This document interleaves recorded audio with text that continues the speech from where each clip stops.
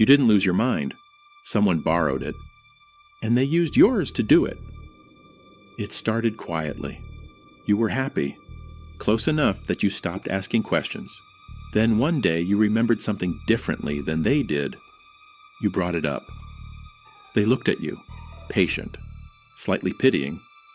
That's not what happened. You were certain it was, but you apologized anyway. You don't remember deciding to. You just did. Something was wrong. You could feel it, but couldn't name it. You told yourself you were being sensitive.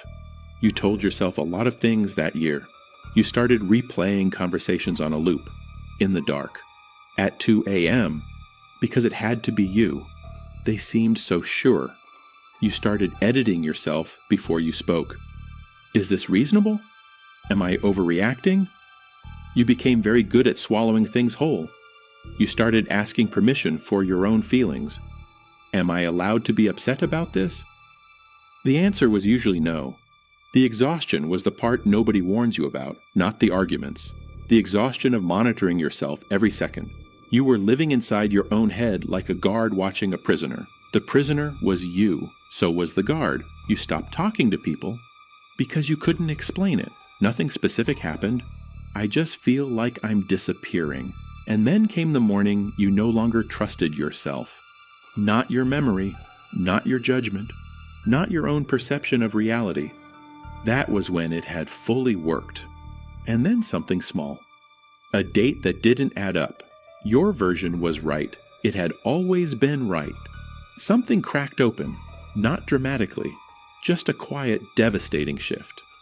You went back through every conversation, every apology, and you saw it, clearly. For the first time, it wasn't you, it was never you. Here's what gaslighting actually is.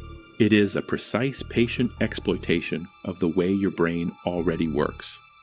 Your brain reconstructs memory. It fills gaps. It doubts itself under pressure. It chooses relationship over reality every time. Gaslighting doesn't create those vulnerabilities. It finds them and uses them. Your brain was already uncertain about its own version of events. All someone had to do was walk through the door your brain left open. They didn't break you. They didn't need to.